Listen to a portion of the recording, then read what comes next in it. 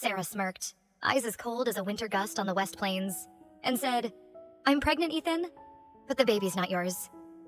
5 years of marriage. 5 years grinding through 80-hour work weeks to build a life for us. 5 years of blind trust. And she just sat there on the sofa in our Austin home, looking at me like she'd won the damn lottery while driving a knife straight into my heart. I'm Ethan, and this isn't just some Reddit drama. This was the nightmare I lived through. The betrayal that shattered my world. The revenge that brought her to her knees begging for mercy. My wife didn't just cheat with some random guy. Sarah slept with a pastor. Yeah, a pastor from Grace Community Church. His name? Daniel. The kind of man who preaches family values on Sunday and sneaks off with my wife on Tuesday. And then, to top it all off, she had the nerve to demand alimony. She actually thought she could walk away with my money and start a new life. With his child. I could feel the rage swelling in my chest. My fists clenched. My heart pounding like a Longhorns drumline on game day. But that smirk on her face, that smug, untouchable look, told me she thought she'd already won. That I'd lower my head, sign the check, and let her dance on the ruins of what we had. What she didn't know? I had been watching. Quietly, closely, tracking every move, every lie, every text, every receipt. I stayed silent, my face calm, but inside, my mind was a storm. She had no clue that I had already planned the next move. A brutal countermove that would tear her little scheme to shreds. I built my consulting firm from the ground up, through grit, sweat, and sleepless nights. There was no way in hell I'd let her take a single thing more than she deserved. I looked her straight in the eyes and thought, how do you stay calm when the person you love the most stabs you in the back, smirks, and demands your money? That was the question burning inside me as I sat across from the woman I once thought I knew, wondering how the hell we ended up here. Wondering how we got here, how it all unraveled, was the question that wouldn't leave my mind as I stared at Sarah, the woman who used to be my everything, now sitting there smirking after admitting she was pregnant by another man, a pastor. It all started back at the sunny campus of the University of Texas at Austin, where I first met Sarah. I was an ambitious business major. She studied education. Her smile lit up the room, and her sky blue eyes were like the Texas sky after a thunderstorm. Calm, endless, and full of promise. I thought she was the dream girl. We fell fast and hard. Dates at Amy's Ice Creams, long nights studying side by side, and hours spent dreaming about a future together. It all felt like a perfect storybook romance. After graduation, I dove into building my consulting company, and Sarah and I got married. We started a new life in Austin, imagining a cozy home filled with laughter and eventually, children. The first few years felt perfect. I worked insane hours, coding until 2 a.m., taking client calls in the middle of the night. But Sarah was always there, bringing me Red Bulls and encouragement. "You've got this, Ethan. I believe in you," she'd say. She picked me up when clients ghosted, made me feel like I wasn't alone in the struggle. When the business stabilized, we moved into a beautiful suburban home outside Austin. I thought I had it all. A growing career, a loving wife, a life I had always dreamed of. Then one day, Sarah said something that brought tears to my eyes. She wanted to take a break from teaching to support me full-time. "I want us to build something big, together," she said, voice sincere and warm. I thought it was the ultimate act of love. I thought she was the dream partner every man in Texas wished for. But now I see it clearly. That was the first red flag. A signal I ignored. A quiet warning that Sarah wasn't sacrificing. She was scheming. And I had no idea that behind her sweet words, she was laying the groundwork for something darker. How could I have known that the woman who once lit up my world would slowly dismantle it, piece by piece, starting with the day she walked into Grace Community Church, and everything began to change? The day Sarah walked into Grace Community Church was the beginning of a shift I never saw coming. I used to think her decision to quit her job was a gesture of love, but now I see it for what it really was. The first calculated move in a game of manipulation I didn't even know I was playing. We had what looked like a perfect life in Austin, a charming home in the suburbs, weekend afternoons where I'd dream of backyard barbecues, and long days I poured into growing my consulting firm. But slowly, Sarah began to change. She wasn't the Red Bull-bringing, always encouraging wife she once was. She became distant, obsessed, with the church. Grace Community Church became her everything. She joined the women's ministry, ran charity events, and posted daily Bible quotes on Instagram alongside lengthy captions about the sanctity of marriage and the importance of family values. I remember her one morning standing in front of the mirror, adjusting a modest church dress, then flashing me a radiant smile. "I just want to do something meaningful, Ethan. Grace makes me feel like I belong." At first, I thought it was good for her. A sense of purpose, community, something to give her joy while I worked insane hours to build our life. I wasn't religious myself, but I supported her until the space between us grew. And it grew fast, like the Palo Duro Canyon in Texas, deep, wide, and impossible to cross. She stopped asking about my work. Didn't care when I stayed up late negotiating contracts. We no longer curled up on the couch to laugh at bad movies or eat ice cream at midnight.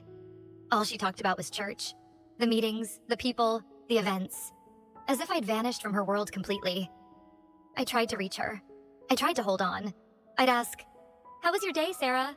Anything interesting at church?" She'd respond flatly, barely looking up from her phone. "It was fine. Nothing you need to worry about."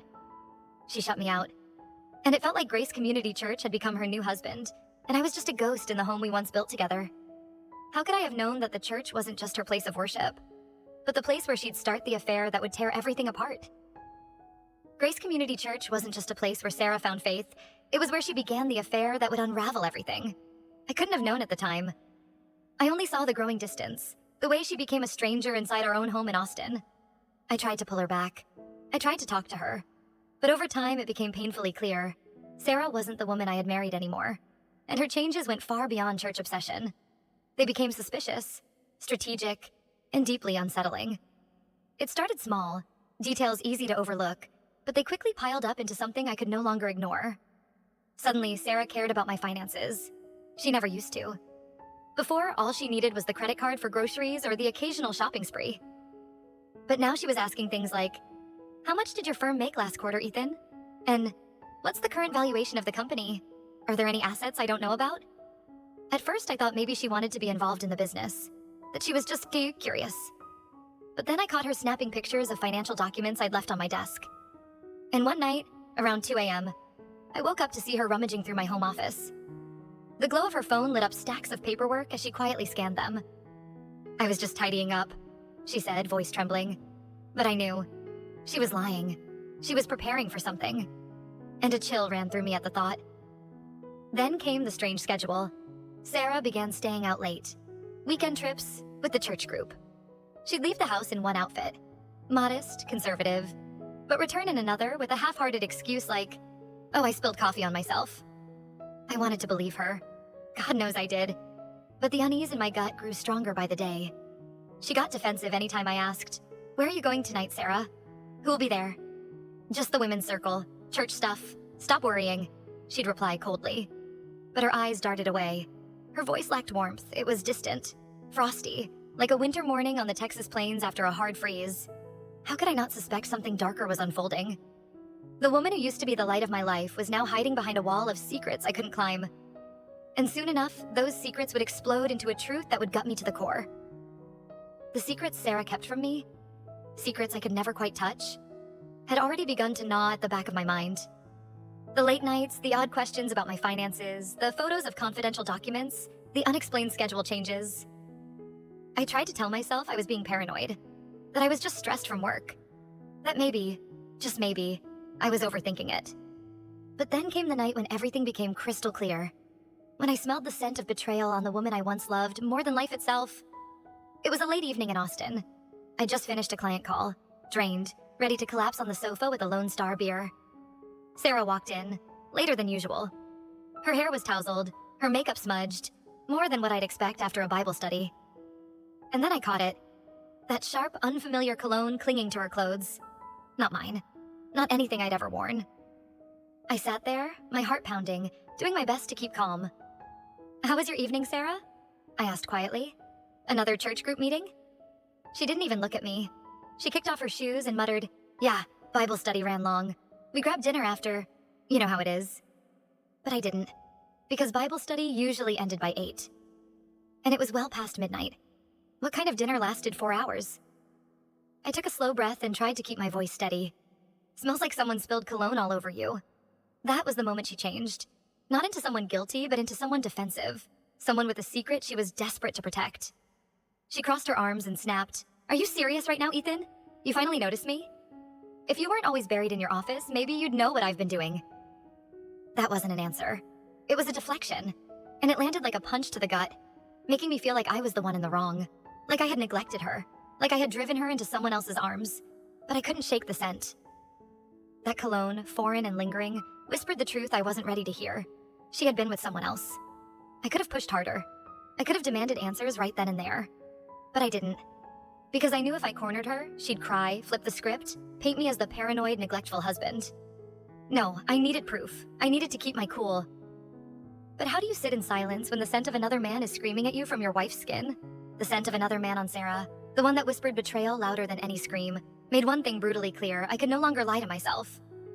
Not after that night she came home late, her makeup smeared, her attitude cold and defensive. I needed proof. Real proof. Not just gut feelings or late-night suspicions. I needed the truth laid bare, no matter how much it hurt. I had to know how far the woman I once thought was my light had fallen into this web of lies. So I started investigating. Nothing dramatic at first, just quiet, methodical steps. I began by checking the location history on her iPad, the one she always forgot to log out of. That's when the first red flag became undeniable. Every Tuesday and Thursday afternoon, Sarah had been visiting an address in the outskirts of Austin, a residential complex I didn't recognize. She stayed there for 2 to 3 hours each time. Bible study that long? I muttered to myself, pulse pounding. Something wasn't right. Then came the hotel receipt. I found it stuffed in the side pocket of her purse. Just one room, even though she'd claimed she was out with a group of women from church. That piece of paper cut deeper than any blade. Another crack in the dam holding back what I no longer wanted to deny. But the real punch in the gut came one evening while she was in the shower. Sarah had always used a simple passcode on her phone. And in that moment, heart racing and hands trembling, I opened it. Text messages. Dozens of them. Between her and a man named Daniel. Not just any man. Pastor Daniel. The young adult minister from Grace Community Church. "Can't wait to see you tonight," she'd written. "I miss you too, baby," he replied. "Soon we'll be together. Forever." My whole world tilted. It felt like I was standing in the middle of a Texas plain storm with no shelter. Just wind and thunder and betrayal crashing down from all directions. But then came the worst part. The thing that didn't just break my heart, but set it on fire. Sarah wasn't just cheating. She was plotting. In one message, she told Daniel, "Just wait for the right moment. Ethan's so buried in work he won't see it coming. Once I file for divorce, I'll go for alimony. We'll start fresh, just the two of us." Sarah didn't love me. She didn't even see me as a person anymore. Just a paycheck. A stepping stone in some calculated plan to build a new life with her pastor lover. I wasn't a husband to her. I was a target. How do you keep breathing when you realize the person you gave your life to is quietly planning your financial and emotional execution? Knowing Sarah didn't love me, that she only saw me as a pawn in her twisted little game, made it impossible to keep living this lie. Not after reading her messages with Daniel. Not after seeing the receipts, the location logs, the lies stacked one on top of the other. I had all the proof I needed, but I needed more. I needed her to say it out loud. I needed to see her face when she realized the jig was up. That night, I sat on the couch in our Austin home, waiting for her to walk in, unaware that this would be the moment everything changed between us. Sarah came home later than usual, wearing that smug smile on her face, like she had just won the goddamn lottery. She sat across from me, her eyes sparkling with arrogance, and in that syrupy, sweet voice she always used when she was about to deliver bad news masked as honesty, she said, "Ethan, we need to talk." I played dumb, calm, controlled. "What about?" She tilted her head, and that smirk, the one that made my blood boil, returned. Then she dropped it. "I'm pregnant, Ethan, but the baby isn't yours." The words hit like a fist to the face, even though I already knew. I'd read the messages. I'd seen the receipts. But hearing it from her lips, watching her deliver it with the smugness of someone who thought she'd just played a winning hand, ignited something inside me. A wildfire burning across the Texas plains. Then she kept going, reading from a script she'd clearly rehearsed. "I want a divorce, and you're going to pay alimony. I gave up my career to support you, Ethan. You owe me." She expected me to break down, to beg, to plead, to ask who the father was. She didn't know that I already knew everything. About Daniel, about their affair, about the messages planning our amicable separation and her financial ambush. She thought I was blind. She thought I was weak. But I didn't flinch. "So that's how it is, huh, Sarah?" I said, voice cold as a West Texas winter wind. Her smile faltered, her eyes wavered. She hadn't expected this version of me. Calm, collected, ready. She had no idea I'd been preparing for this moment. She had no idea that this was the beginning, not of her victory, but of her downfall. How could I ever forgive a woman who looked me in the eye, smiled like the devil, and thought she could walk away with everything while I just stood there like a clueless fool? How could I ever forgive Sarah, my wife, the woman I once loved, after she sat across from me, smirking, telling me she was pregnant with another man's child, and demanding alimony as if I were some clueless idiot who never saw it coming? The rage burned inside me like a wildfire across the Texas plains. But I stayed calm, because I knew the truth. I'd seen the messages, the receipts, the location history. And more than just reacting, I needed to understand. I needed to figure out why she did this. How someone who once lit up my world could become so cold, so calculating. To understand Sarah, I had to dig into the psychology behind her behavior, into the twisted game she'd been playing, and how she had turned me into a pawn without me even realizing it. From a psychological standpoint, what Sarah did wasn't just betrayal. It was emotional manipulation on a disturbing level. It fit the textbook signs of narcissistic personality disorder, a condition marked by a constant need for control, admiration, and a shocking lack of empathy. Sarah had carefully crafted a perfect persona: the selfless wife, the devout member of Grace Community Church, the woman who posted Bible verses and family values on Instagram. But that image was just a mask, a weapon to disarm and deceive. Sarah didn't love me. She loved the power of controlling me. She loved the idea that she could take everything I built and walk away with it, consequence-free. That smug smile she gave me the night she confessed? That wasn't guilt. That was triumph. Classic narcissism, she truly believed she was untouchable. That I would just fold, sign a check, and watch her walk out of my life with a pastor's baby and my hard-earned money. She didn't think I'd fight back. In her mind, I was soft, predictable, easily manipulated. But what cut deepest wasn't just the affair. It was the realization that Sarah never really loved me. The nights she brought me Red Bull at 2 a.m., the words of encouragement while I built my consulting firm from nothing. All of it, it turns out, was part of a script. A performance to keep me loyal, to keep me from suspecting anything. To make sure I stayed under her thumb while she orchestrated her exit plan with Daniel. She planned it all. Leaving her job, the affair, the perfect timing of the divorce papers. She thought she had me cornered, but she miscalculated. Because now I knew the truth. And now, it was my turn to make a move. How do you look into the eyes of the woman you once thought was your whole world and realize she only saw you as a tool, a stepping stone for her new life? You don't. You prepare for war. Realizing Sarah saw me as nothing more than a tool, and that now it was my turn to act, set something off inside me. After understanding the depth of her manipulation, after accepting that she never loved me, that she only wanted control and money, I knew I couldn't just sit back and let her walk away with a fat alimony check. I couldn't let her smirk her way out of this like I was some clueless fool. I wouldn't confront her directly. No, that's not how you beat someone like Sarah. You beat her with silence and precision. The first move? Adjusting my finances. Quietly, legally, and surgically. I began the very night she smugly confessed she was pregnant with Daniel's child and demanded a divorce. I called Ryan, my longtime friend and accountant in Austin, and spoke with a calm, steady tone, as if I were just planning a few harmless business changes. Ryan, I said, I want to revisit a few company expenses. Is there a way to legally reduce my reported personal income? He didn't ask questions. He didn't need to. He simply nodded and replied, Sure, Ethan. We can front-load some business costs, prepay the office lease, pay down company debt early, invest in new equipment. Perfect. So I did exactly that. I prepaid an entire year of rent on our downtown Austin office. I wiped out loans ahead of schedule. I bought new tech and furniture the company didn't need just yet. On paper, my personal income took a nosedive. It looked like the business was cash-strapped, barely breaking even. But in reality, I still had control. I even opened a separate bank account under a shell-holding name, transferring small, traceable amounts over time, building a reserve Sarah would never know existed. Every move I made was legal, clean, and documented, but calculated to the cent to slash the alimony Sarah could claim. Outwardly, I stayed the same. I still made her coffee in the morning. I still asked how her Bible group went. I still let her think I was clueless. Let her think she was winning. But deep down, I was constructing a trap. One she'd walk right into, blindfolded by her arrogance. This wasn't just about protecting the money I bled to earn. It was about making sure Sarah paid for what she'd done. How do you make a manipulator like Sarah fall to her knees when she lives in the delusion that she's already won?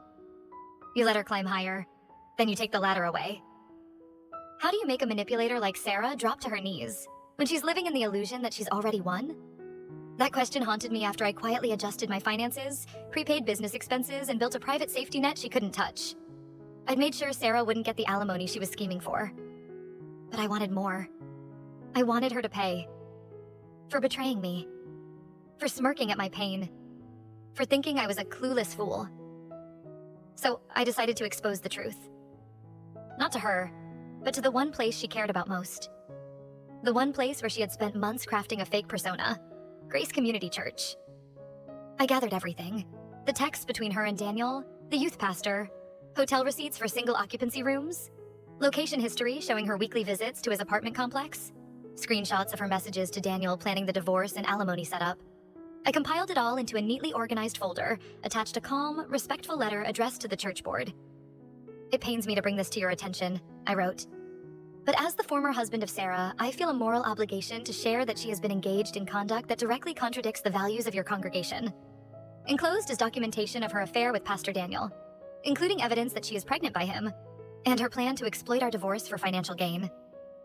I dropped off the envelope early Sunday morning, just before anyone arrived at the church. Then I went home and waited for the storm I'd just unleashed. It didn't take long. A few days later, a friend of ours, someone still involved with Grace Community, sent me a message. "Ethan, what happened? The church board held an emergency meeting before the service. Sarah's been excommunicated." I didn't reply, but inside I felt it. Justice. Sarah was removed from the women's group, banned from all church activities, and her parents, both longtime figures in the church, were dragged into the fallout. The community she once used to prop up her godly wife image now turned its back on her. She was branded a liar, a hypocrite, a disgrace. She lost everything: her social standing, her support system, her illusion of control in just a matter of days. But I knew that wasn't the end. There was still one final move to play, the one that would make her beg.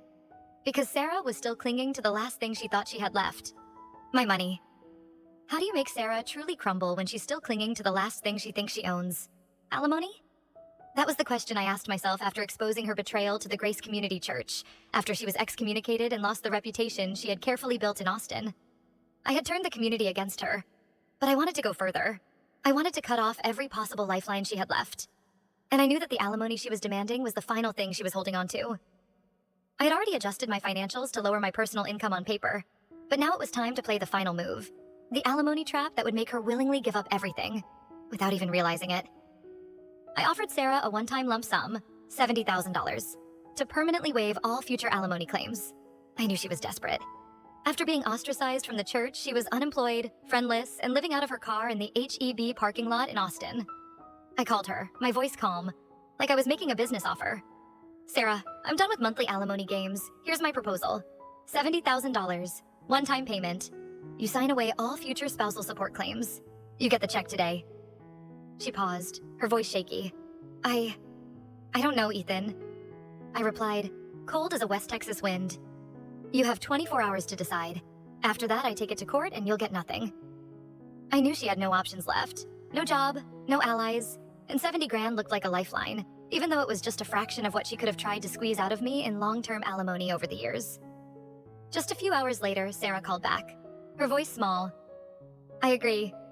I smiled, victory rising like heat in my chest. The next morning, at my lawyer's office in Austin, she signed the papers surrendering all rights to future support. Her hands trembled as she took the check, her eyes hollow, like she knew she had just lost everything. She had no idea that I could easily afford that payment, that my company was thriving, and that I had protected the majority of my assets long before.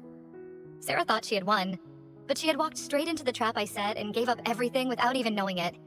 How could I stop now, when I knew the price she had paid wasn't nearly enough? And her downfall was only just beginning? Sarah's downfall had only just begun, and the price she paid still didn't feel like enough. Not after I lured her into the alimony trap. Not after she signed away every claim for a lump sum of $70,000, completely unaware that I had already safeguarded the majority of my assets. I had taken everything from her: her reputation, her place in the Grace Community Church, and now the long-term support she so arrogantly believed she'd secured forever. But I didn't expect the consequences to cut even deeper, to grow so brutal that even I began to feel a flicker of pity as I watched her tumble into the pit carved by her own betrayal. Sarah tried to reintegrate, but every door in Austin slammed shut in her face. After the excommunication, the same friends who once embraced her now ghosted her. No replies to texts, no returned calls. Those who once respected her at Grace Community Church now whispered behind her back, calling her a homewrecker and a hypocrite. She lost her volunteer position at a private Christian school.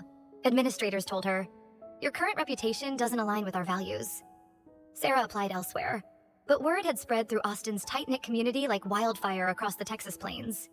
No one wanted to hire a woman labeled a cheater and destroyer of family values. She spiraled into despair, living off the $70,000 I had paid her. But within a few months, the money dried up. She never learned how to manage it and continued trying to live the lavish lifestyle she once had as my wife. Then things got even worse. Daniel, the youth pastor who'd promised her forever, ditched her the moment the drama escalated. He wanted nothing to do with a disgraced woman, shunned by her church, loathed by her peers, especially not when she was pregnant with his child. Daniel quietly transferred to another church in Dallas, abandoning her completely. Sarah was left alone, with no one to turn to, no one to confide in. Depression took hold. She ended up living in a dingy apartment on the outskirts of Austin, her once confident eyes now hollow and gray, like the Texas sky after a brutal storm. How could I keep pursuing revenge when Sarah had already lost everything? When I was finally finding light again in my own life through a new love, a new chapter, and a future free from her shadow? I began to rediscover light through a new love after Sarah had lost everything. After she slipped into depression, alone in a rundown apartment on the outskirts of Austin. After she was excommunicated from the Grace Community Church and abandoned by Daniel, the pastor she thought would save her. I no longer felt the need to keep exacting revenge. Sarah had destroyed her own life, and I realized that the most important thing now wasn't the pain of the past, but my journey toward healing. It was about reclaiming my trust in love and life after everything she had done to me. Everything changed when I met Natalie, an independent businesswoman I happened to run into at a business conference in Houston. Natalie was nothing like Sarah. She was strong, confident, and unapologetically genuine. She didn't hide behind masks or manipulate to get her way. With her loosely curled brown hair and a smile bright as the Texas sun on a clear morning, Natalie made me feel alive again. She ran her own marketing firm in Houston, worked hard, but also knew how to enjoy life. What I loved most about her was her honesty. She never played games or kept secrets. We started with casual coffees at the Honeymoon Cafe on Main Street, then slowly drifted into late evenings by the banks of Buffalo Bayou, where I found myself opening up about the pain Sarah had left behind. Natalie never judged, never pitied. She just listened, then gently said, "You deserve happiness, Ethan. Don't let your past steal your future." With Natalie, I began to heal. Together, we started building a new life, one without Sarah's shadow, without the sleepless nights filled with rage or sorrow. I shifted my focus back to my consulting firm in Austin, eventually opening a new branch in Houston. And for the first time in years, I truly felt alive, not just surviving. Natalie helped me believe in love again, in the goodness I thought I'd never find. I learned a powerful truth. Sometimes the greatest losses are the beginning of the most beautiful things. Just like how a rainstorm on the Texas plains can lead to a wild bloom of vibrant flowers. And now I ask myself, how can I share this lesson with those who've been betrayed like I once was, when I know that our resilience can turn pain into power? How could I share the lesson of turning pain into strength with those who've been betrayed like I was? That's the question I kept asking myself, after finding light again through my love with Natalie, after rebuilding a life no longer haunted by Sarah, after learning that sometimes the greatest losses are the beginning of something far better. My journey wasn't just about revenge or surviving betrayal. It was a story of resilience, of how I turned scars into fuel for rebirth. And I want people here in Texas, and anyone out there drawn to Reddit drama like this, to understand you can do it too, no matter what pain you're carrying. According to psychology, my path is a textbook example of post-traumatic growth, a condition where people don't just survive deep emotional wounds, but emerge from them stronger, wiser, and more self-aware. People who experience trauma like I did, betrayal by Sarah, her affair with a so-called pastor, her demand for alimony after she wrecked our life, usually fall one of two ways. They collapse, or they rebuild. I chose the second path. The pain of Sarah's betrayal wasn't just a wound. It was a fire that pushed me to re-examine who I was, to reclaim my value, and to commit myself to rebuilding something better. I expanded my consulting business from Austin to Houston. I learned to trust and love again through Natalie. I rediscovered joy in simple things. Morning jogs along Buffalo Bayou, quiet evenings listening to the Texas wind sweep through the fields, realizing that I was still here, still alive, and capable of happiness. Post-traumatic growth taught me that scars aren't the end. They're marks of survival, of strength, of a new evolved version of myself. And the biggest lesson I want to share with all of you, whether you're in Texas or anywhere else, is this. Pain does not define you. It's only one chapter in your journey. You can rise again just like I did, just like I turned Sarah's betrayal into the fuel for my comeback. I found light, not just through Natalie, but through the resilience I discovered inside myself. And if I can do it, so can you. Believe in your strength, stand up, and turn your scars into medals of survival. Now the question is, how do we spread this resilience? How do we help others find the light after the darkness, just as I did through this story? How do we spread resilience, help others find light after darkness, the way I did through my story? That's the question that stayed with me after turning pain into strength, after finding faith again through love with Natalie, after realizing that scars aren't the end, they're survival medals. My story isn't just a Reddit drama for y'all in Texas to listen to for kicks. It's a real journey, a real lesson. And I want it to reach the heart of anyone who's ever been betrayed, ever been hurt, ever thought they couldn't get back up. I'm Ethan, and I survived the betrayal of Sarah, my wife who broke me when she cheated with Pastor Daniel and tried to gut me for alimony, only for her to destroy her own life. My path, from those darkest nights in Austin, when I uncovered Sarah's lies, to the days I found light again with Natalie in Houston, is proof that you are never alone. I learned that betrayal doesn't define you. It tests you, sharpens you. I rebuilt my business, my life, and most of all, my belief in love and in myself. The biggest lesson I want to leave you with is this: don't stay silent in your pain. Speak up, reach out, get help. Because you deserve happiness. You deserve to be loved. You deserve a life you're proud of. I did it, and I know you can too. No matter where you are, Austin, Houston, or a small town anywhere in Texas, you are capable of rising again. So now, I want to hear your story. Have you ever been betrayed by someone you loved? What did you do to survive it? To find light again after your darkest days the way I did? Share it in the comments. Let's break the silence. Let's inspire one another. Because your voice matters, and you are not alone. If this story hit home for you, if it sparked even a flicker of hope, hit like, share this video with someone who needs it, and subscribe for more Reddit dramas with a Texas twist. Stories that'll make you laugh, cry, and feel like you can take on the world. Just like I did. Thanks for listening, and I'll see you in the next story.